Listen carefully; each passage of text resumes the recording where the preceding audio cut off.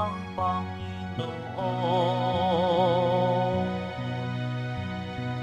Papuri sa kaitaasan, siya'y papurihan, Diyos ng lahat. O papuri sa kaitaasan, siya'y papurihan, ngayon at magpakailanman.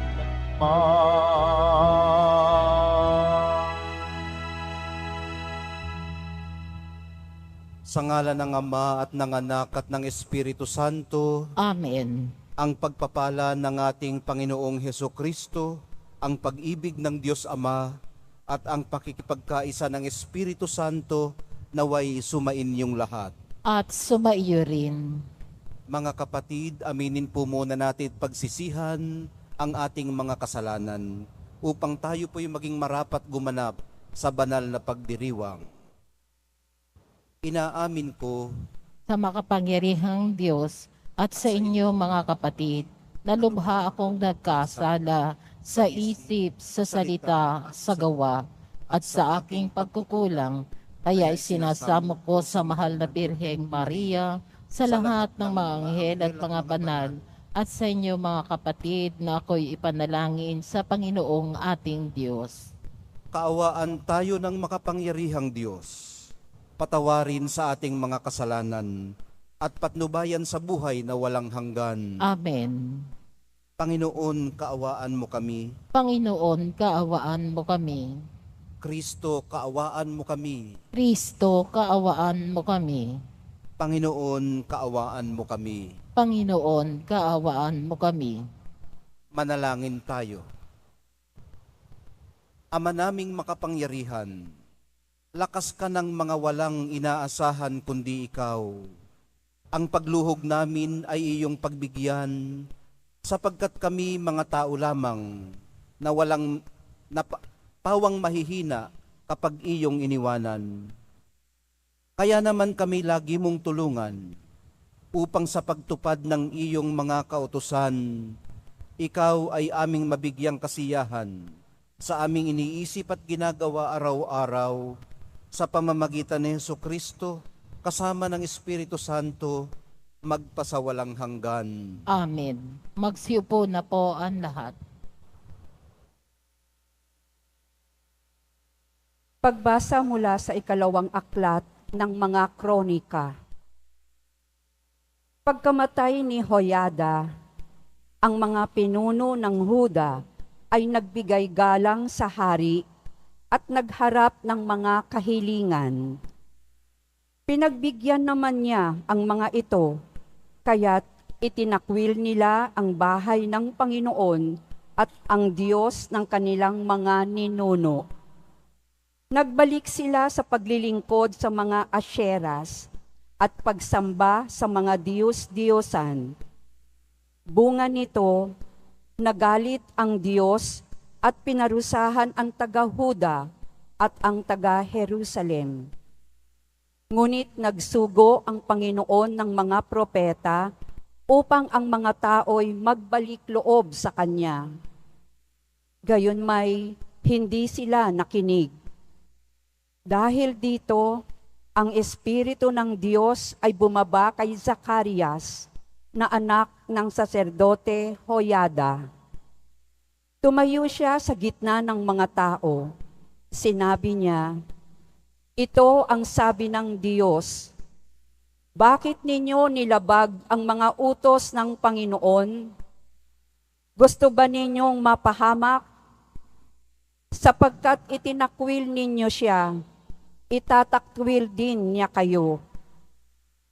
Ngunit nagkaisa ang mga tao, at sa utos ng hari, binato nila si Zacarias hanggang sa mamatay. Naganap ito sa looban ng bahay ng Panginoon. Hindi man lamang naalala ng Haring Hoas ang tapat na paglilingkod sa kanya ni Hoyada, na ama ni Zacarias. Bago namatay si Zacarias, ganito ang kanyang sinabi, "Parusahan nawa kayo ng Panginoon sa ginawa ninyong ito. Nang matapos na ang taon, si Joas ay sinalakay ng hukbo ng mga Siro.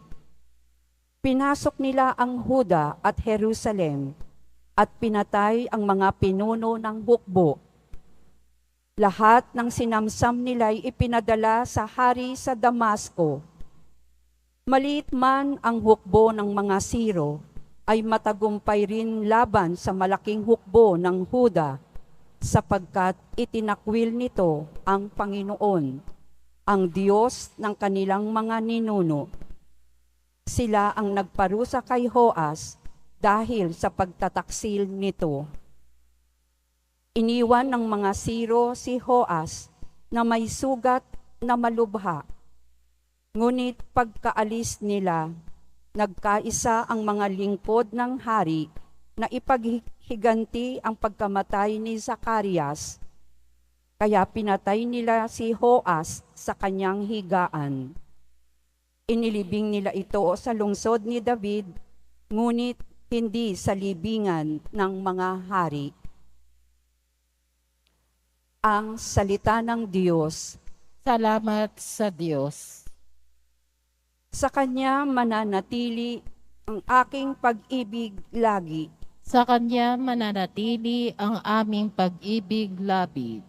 Sabi mo, O Poon, ikaw ay may tipan na iyong ginawa kay David mong hirang, at ito ang iyong pangakong iniwan. Isa sa lahi mo'y laging maghahari, ang kaharian mo ay mamamalagi.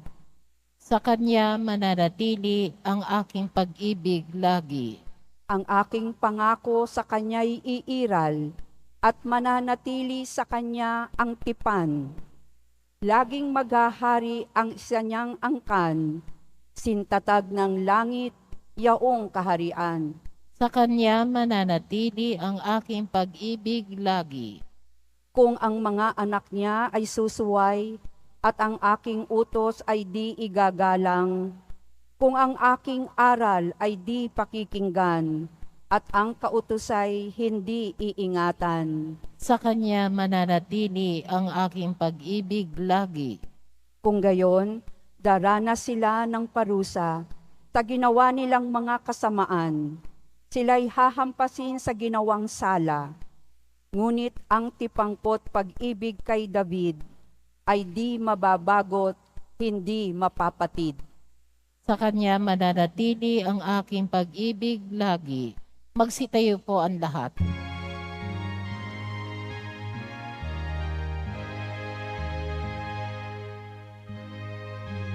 Hallelujah, Hallelujah, Hallelujah, Hallelujah.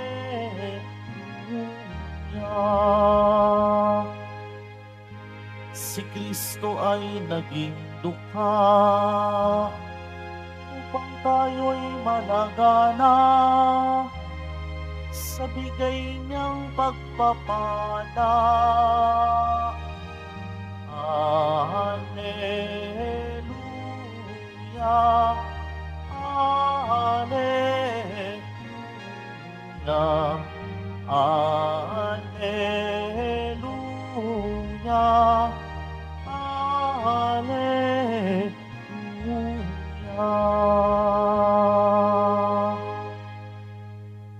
Sumainyo ang Panginoon. At sumaiyo rin. Ang mabuting balita ng Panginoon ayon kay San Mateo. Papuri sa iyo, Panginoon. Noong panahong iyon, sinabi ni Jesus sa kanyang mga alagad, walang makapaglilingkod ng sabay sa dalawang Panginoon, sapagkat kapupuotan niya ang isa at iibigin ang ikalawa. Paglilingkuran ng tapat ang isa at hahamakin ang ikalawa. Hindi kayo makapaglilingkod ng sabay sa Diyos at sa kayamanan. Kaya't sinasabi ko sa inyo, huwag kayong mabagabag tungkol sa pagkain at inumin na kailangan ninyo upang mabuhay, o tungkol sa damit na kailangan ng inyong katawan. Hindi ba't ang buhay ay higit na mahalaga kaysa pagkain at ang katawan kaysa pananamit? Masdan ninyo ang mga ibon. Hindi sila naghahasik ni nag-aani o kaya'y nagtitipon sa bangan. Gayunman, pinakakain sila ng inyong amang nasa langit. Hindi ba't higit kayong mahalaga kaysa mga ibon? Sino sa inyo ang makapagpapahaba ng kanyang buhay ng kahit 1 oras sa pamamagitan ng kanyang pagkabalisa? At bakit kayo nababagabag tungkol sa pananamit? Isipin ninyo kung paano sumisibol ang mga bulaklak sa parang. Hindi sila nagpapagal ni humahabi man. Ngunit ito ang sasabihin ko sa inyo. Maging si Solomon ay hindi nakapagsuot ng kasing ganda ng isa sa mga bulaklak na ito. Bagamat napakariringal ang mga damit niya. Kung ang mga damo sa kabukiran na buhay ngayon at kinabukas ay iginagatong sa kalan, ay dinaramta ng Diyos, kayo pa kaya? Kay liit ng pananalig ninyo sa Kanya, kaya't huwag kayong mabalisa tungkol sa inyong kakainin, iinumin o daramtin. Sapagkat ang mga bagay na ito ang kinahuhumalingan ng mga taong wala pang pananalig sa Diyos. Alam ng inyong amang nasa langit na kailangan ninyo ang lahat ng ito. Ngunit, pag sumakita ninyo ng higit sa lahat ang pagharian kayo ng Diyos at mamuhay ng ayon sa Kanyang kalooban at ipagkakaloob niya ang lahat ng kailangan ninyo. Kaya huwag ninyong ikabahala ang para sa araw ng bukas. Saka na ninyo harapin kapag ito'y dumating. Sapat na sa bawat araw ang kanyang mga suliranin. Ang mabuting balita ng ating kaligtasan. Pinupuri ka namin, Panginoong Heso Kristo. Magsiupo na po ang lahat. Good morning po sa inyong lahat. Kumusta po ang ating mga prioridad sa buhay? Ang maliwanag na mensahe po ng mahal na pong Jesus Nazareno ngayong araw na ito ay isalansang mabuti ang mga dapat nating unahin para hindi tayo umabot sa sinapit ni Haring Hoas. Sarili niyang mga lingkod ang pumatay sa kanya bilang paghihiganti habang nakaratay siyang sugatan. Para lamang i-please ang iba, hindi na niya isinaalang-alang ang tapat na paglilingkod sa kanya ng ama ng kanyang ipinabatot, ipinapatay. Nalambungan ng pagiging pleaser niya ang pagiging makatwiran sana. Kabaligtaran ito sa pagiging tapat lagi ng poong may kapal ayon sa Salmong Tugunan. Ang pag-ibig niya'y mananatili. Ang tipan niya'y hindi magbabagot, hindi mapapatid. Humantong po ito sa pagpapakadukha ng mahal na poong Jesus Nazareno upang tayo'y managana sa bigay niyang pagpapala, ayon naman sa awit bago ang Ebanghelyo. Para sa kanya po kasi, mas mahalaga ang mabuhay sa kasalukuyan kaysa mag-alala para bukas na hindi pa nga dumarating.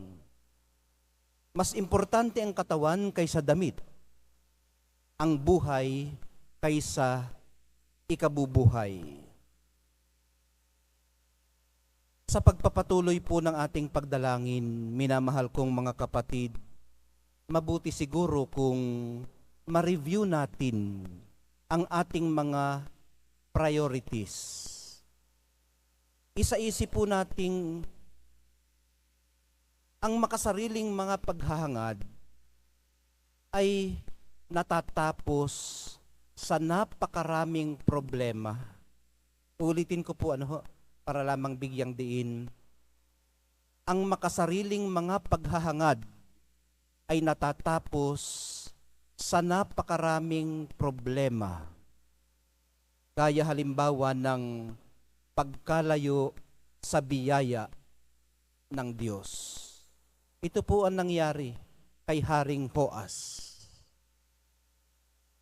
Hanapin muna ang kaharian ng Diyos at magiging maayos din ang lahat. Sa huli, magiging maayos din ang lahat.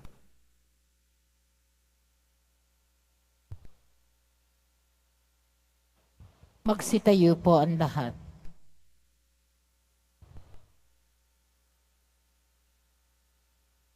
Minamahal kong mga kapatid, tinatawag po tayo na maging tapat sa ating paglilingkod. Ang ating mga panalangin sa Ama naway magpahayag ng uri ng ating pagtitiwala at pagmamahal. Sa bawat dalangin ng atin pong itutugon, Ama, ipinauubaya namin ang aming mga alalahanin sa iyo. Ama, ipinauubaya namin ang aming mga alalahanin sa iyo. Ang mga pinuno ng simbahan naway masigasig na italaga ang kanilang mga sarili sa pagpapalaganap ng paghahari ng Diyos. Manalangin tayo. Ama, ipinauubaya namin ang aming mga alalahanin sa iyo. Ang mga dukha at nangangailangan naway makadama ng ating pagkalinga at pag-aaruga. Manalangin tayo. Ama, ipinauubaya namin ang aming mga alalahanin sa iyo. Tayo naway mamuhay sa ganap na pagsunod sa kalooban ng Diyos at hindi magambala ang ating mga isip sa mga bagay na hindi naman dapat na ipag-alala. Manalangin tayo. Ama, ipinauubaya namin ang aming mga alalahanin sa iyo. Ang mga may sakit naway maranasan ng pag-ibig ng Diyos sa pamamagitan ng pagmamahal ng mga nagmamalasakit sa kanilang buhay. Manalangin tayo. Ama, ipinauubaya namin ang aming mga alalahanin sa iyo. Ang mga tapat na yumao naway makibahagi sa pagwawagi ni Kristo laban sa kamatayan. Manalangin tayo. Ama, ipinauubaya namin ang aming mga alalahanin sa iyo. Sa sandaling katahimikan ng ating puso, atin pong ihandog sa dambana ng mahal na pong Jesus Nazareno, lahat ng ating mga ipinagpapasalamat sa Kanya. Pati na rin po yung ating mga kahilingan, mga personal na intensyon, at yung mga ipinagbilin sa atin ng ating mga mahal sa buhay sa pagparito natin sa Quiapo.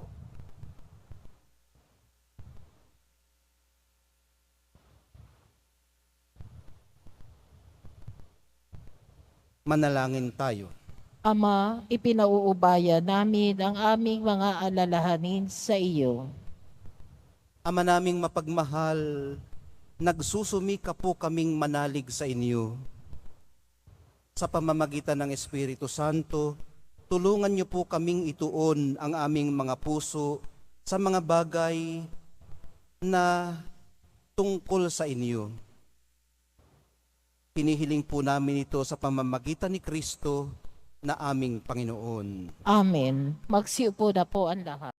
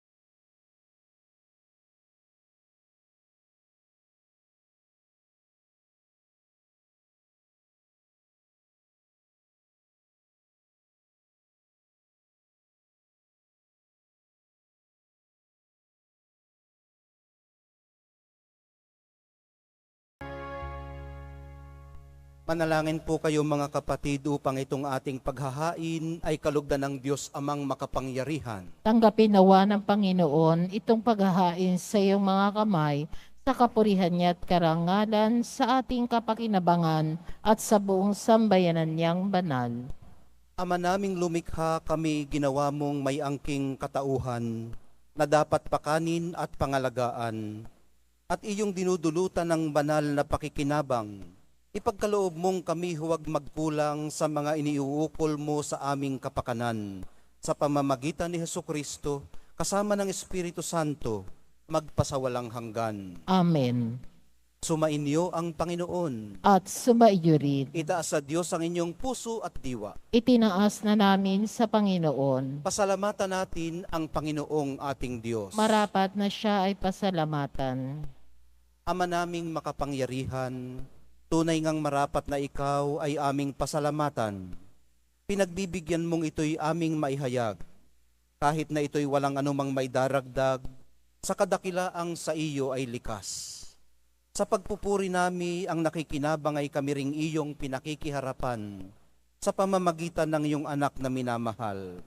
Kaya kaisa ng mga anghel na nagsisiawit ng papuri sa iyo, nang walang humpay sa kalangitan, kami nagbubunyi sa iyong kadakilaan. Santo, Santo, Santo, Panginoong Diyos ng mga hukbo, napupuno ang langit at lupa ng kadakilaan mo, o sana sa kaitaasan, pinagpalang na paririto sa ngalan ng Panginoon, o sana sa kaitaasan, magsiluhod po ang lahat.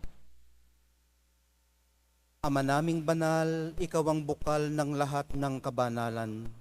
Kaya't sa pamamagitan ng iyong Espiritu, gawin mong banal ang mga kaloob na ito, upang para sa amin maging katawan at dugo ng aming Panginoong Hesukristo. Bago niya pinagtiis ang kusang loob na maging handog, hinawakan niya ang tinapay, pinasalamatan kaniya, pinaghati-hati niya iyon, iniabot sa kanyang mga alagad at sinabi, tanggapin ninyong lahat ito at kanin, ito ang aking katawan, na ihahandog para sa inyo.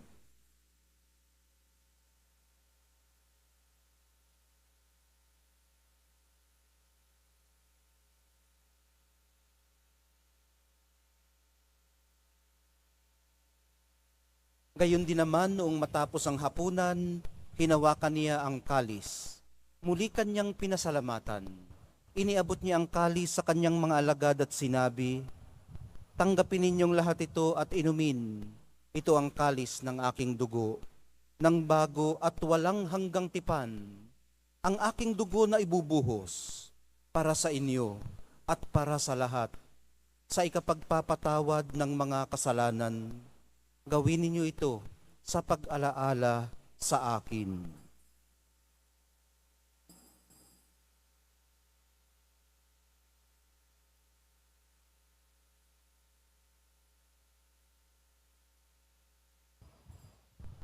Magsitayo ang lahat.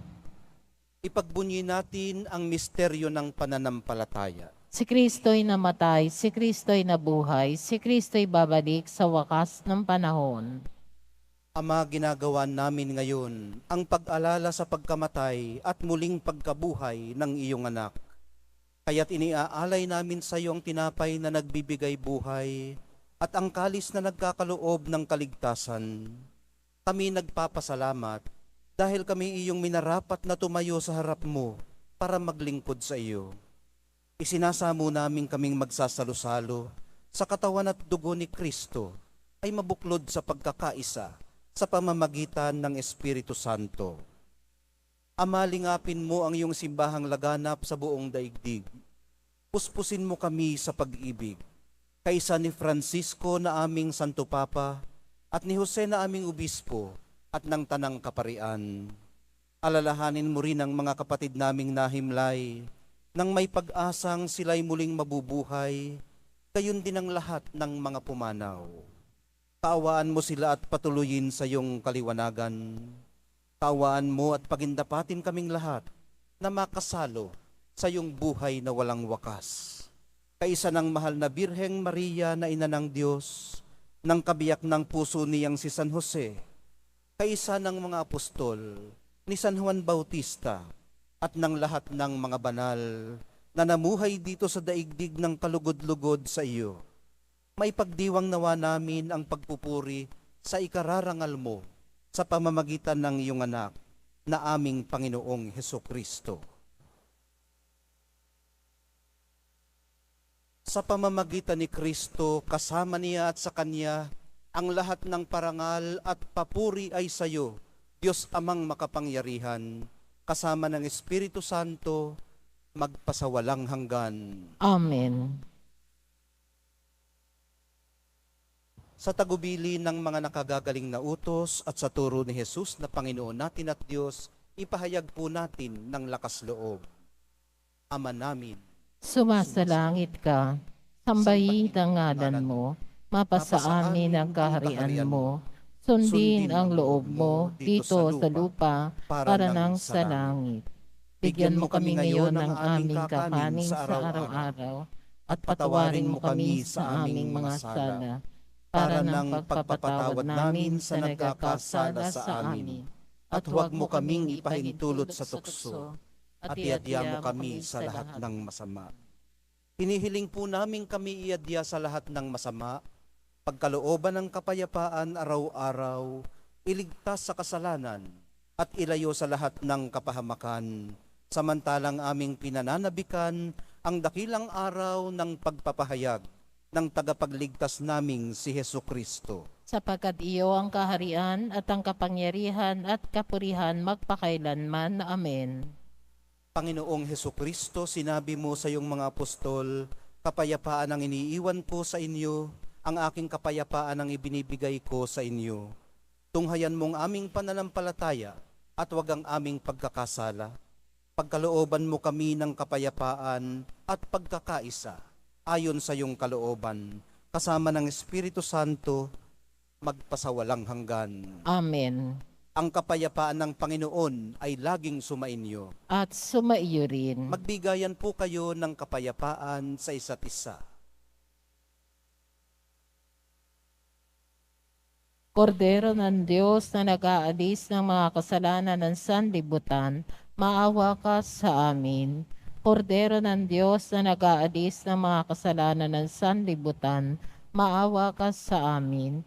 Kordero ng Diyos na nag-aalis ng mga kasalanan ng sanlibutan, ipagkaloob mo sa amin ang kapayapaan.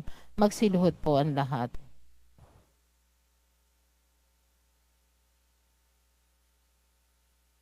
Ito ang kordero ng Diyos. Itong nag-aalis ng kasalanan ng sanlibutan. Mapapalad ang mga inaanyayahan sa piging ng kordero. Panginoon, hindi hindi ako karapat-dapat na magpatuloy sa iyo, ngunit sa isang salita mo lamang ay gagaling na ako.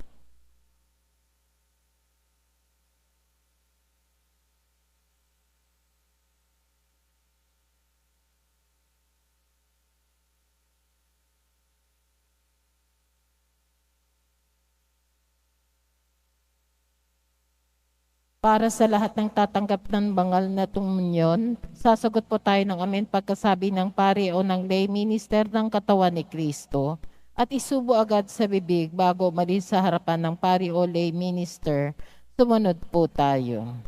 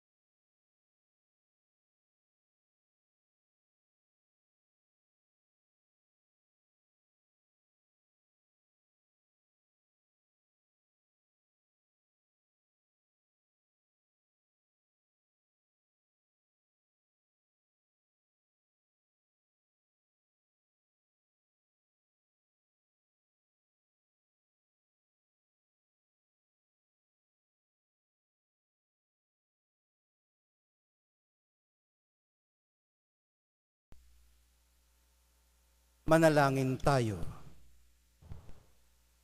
Ama naming mapagmahal, ang pinagsaluhan naming banal na pakikinabang na nagpapahiwatig ng iyong pakikisa sa lahat ng naritong nakikipagdiwang ay magdulot nawa ng pangkalahatang pagkakaisa sa iyong sambayanan sa pamamagitan ni Hesukristo kasama ng Espiritu Santo magpasawalang hanggan. Amen. Sumainyo ang Panginoon. At sumaiyo rin. Mahal na pong Jesus Nazareno, inihayag mo sa pamamagitan ng krus ang walang maliw na pag-ibig ng Diyos sa sangkatauhan. Pakinggan mo ang kahilingan ng iyong angkan na nagsusumamo sa iyo. Makamtanawa nila ang inyong katugunan at tanggapin ang kasagutan na may utang na loob na tinatanaw.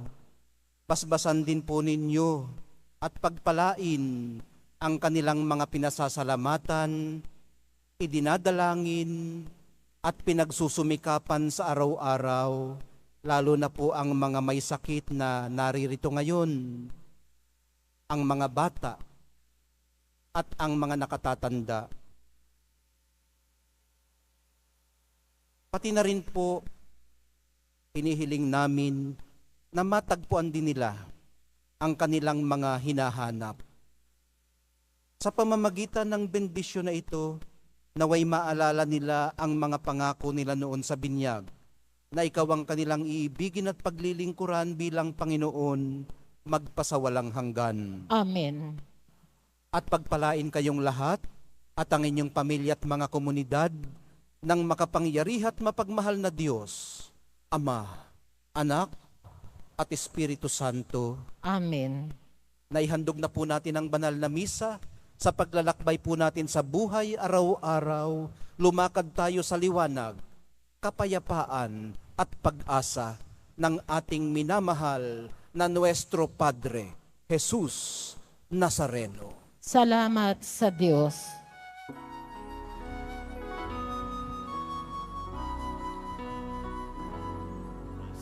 Padre Jesus Nazareno, sinasamba ka namin, pinipintuho ka namin, aral mo ang aming buhay at kaligtasan. Cristo Padre Jesus Nazareno, iligtas mo kami sa kasalanan. Ang krus mong kinamatayan ay sagisag ng aming kaligtasan. Nuestro Padre Jesus Nazareno, inarangal ka namin. Nuestro Padre Jesus Nazareno, iluwalhati ka namin. Nuestro Padre Jesus Nazareno, inarangal namin. Nuestro Padre Jesus Nazareno, iluwalhati ka namin.